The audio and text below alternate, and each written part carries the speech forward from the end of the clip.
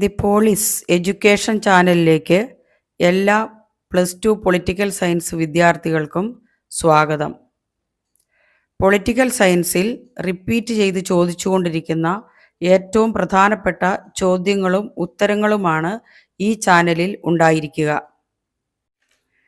Political സയൻസിലെ ഒന്നാമത്തെ ചാപ്റ്ററായ രാഷ്ട്രനിർമ്മാണത്തിലെ വെല്ലുവിളികൾ എന്ന ഭാഗത്തെ ഏറ്റവും പ്രധാനപ്പെട്ട ഒരു ചോദ്യമാണ് സ്വതന്ത്ര ഇന്ത്യ നേരിട്ട 3 വെല്ലുവിളികൾ ഏതൊക്കെയെന്നത്.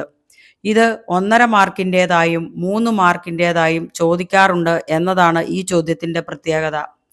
1.5 മാർക്കിൻ്റേതായി ചോദിക്കുമ്പോൾ 3 പോയിന്റുകൾ മാത്രം എഴുതുകയും 3 മാർക്കിൻ്റേതായി ചോദിക്കുമ്പോൾ പോയിന്റുകൾ എഴുതി 1-2 വാക്യങ്ങളിൽ അതിനെ ഒന്ന് വിവരിക്കുകയും കൂടി ചെയ്യണം. സ്വതന്ത്ര ഇന്ത്യ നേരിട്ട വെല്ലുവിളികൾ 3 എണ്ണമാണ് പ്രധാനമായും. 1 രാഷ്ട്രനിർമ്മാണം, 2 ജനാധിപത്യ സ്ഥാപനം, 3 സമൂഹത്തിൻ്റെ ക്ഷേമവും വികസനവും ഉറപ്പുവരുത്തൽ. ഒന്നാമത്തേതും ഏറ്റവും അടിയന്തരവുമായ വെല്ലുവിളിയായിരുന്നു ഒരു ഏകീകൃത രാഷ്ട്രത്തിന് രൂപം നൽകുക എന്നത്.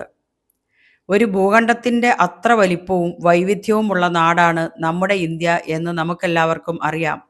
ഇവിടെ വിവിധ ഭാഷകൾ സംസാരിക്കുന്നവരുണ്ട്, വിവിധ മതങ്ങളിൽ വിശ്വസിക്കുന്നവരുണ്ട്, വിവിധ തരത്തിലുള്ള ഭൂപ്രദേശങ്ങളിൽ ജീവിക്കുന്നവരുണ്ട്. ഇവരെ എല്ലാവരെയും ഒരുമിച്ച് ചേർത്ത് നിർത്തിക്കൊണ്ട് പ്രാദേശികമായ സ്വത്വങ്ങളെ നിരാകരിക്കാതെ നാനാത്വത്തിൽ ഏകത്വം എന്ന ആശയത്തെ അടിവരയിട്ടുകൊണ്ട് രാഷ്ട്രനിർമ്മാണത്തിന് തുടക്കം കുറിക്കുക എന്നുള്ളത് ശ്രമകരമായ ഒരു ദൗത്യമായിരുന്നു. രണ്ടാമത്തെ പ്രധാനപ്പെട്ട വെല്ലുവിളിയാണ് ജനാധിപത്യം സ്ഥാപിക്കുക എന്നത്. ഇന്ത്യയുടെ ഭരണഘടനാ ശില്പികൾ ഒരു ജനാധിപത്യ രാഷ്ട്രം പടുത്തുയർത്തുന്നതിന് പ്രധാന പരിഗണന നൽകി. അതുകൊണ്ട് തന്നെ ഭരണഘടനയിൽ പൗരന്മാർക്ക് മൗലിക അവകാശങ്ങളും വോട്ടവകാശവും നൽകി. പാർലമെന്ററി രീതിയിലുള്ള ഗവൺമെന്റിനെ അടിസ്ഥാനമാക്കിയുള്ള പ്രാതിനിധ്യ ജനാധിപത്യം ഇന്ത്യ സ്വീകരിക്കുകയും ചെയ്തു. എങ്കിലും ഭരണഘടനയ്ക്ക് അനുസൃതമായി ജനാധിപത്യ സമ്പ്രദായങ്ങൾ വികസിപ്പിച്ചെടുക്കുക എന്നത് സ്വതന്ത്ര ഇന്ത്യ നേരിട്ട പ്രധാനപ്പെട്ട വെല്ലുവിളി തന്നെയായിരുന്നു. മൂന്നാമത്തെ വെല്ലുവിളിയാണ് സമൂഹത്തിൻ്റെ ക്ഷേമവും വികസനവും ഉറപ്പുവരുത്തുക എന്നുള്ളത്. പുരോഗതി ഉണ്ടാകുമ്പോൾ അത് ഏതാനും ചില വിഭാഗങ്ങളിൽ മാത്രമായി ഒതുങ്ങാതെ ഇന്ത്യയിൽ അവശത അനുഭവിക്കുന്നവർക്കും മത സാംസ്കാരിക വിഭാഗങ്ങൾക്കും ഇത് ലഭിക്കണമെന്ന് ഇന്ത്യൻ ഭരണഘടന വ്യവസ്ഥ ചെയ്തു. ഒപ്പം സമത്വ ആശയത്തെയും അത് അംഗീകരിച്ചു.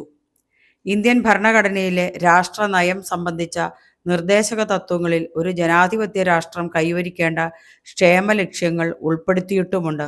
പക്ഷേ ഇന്ത്യയിലെ കോടാനുകോടി വരുന്ന ജനങ്ങളിലെല്ലാം ക്ഷേമപ്രവർത്തനങ്ങൾ എത്തിക്കുക എന്നത് വളരെ ശ്രമകരമായ ഒരു ദൗത്യം തന്നെയായിരുന്നു.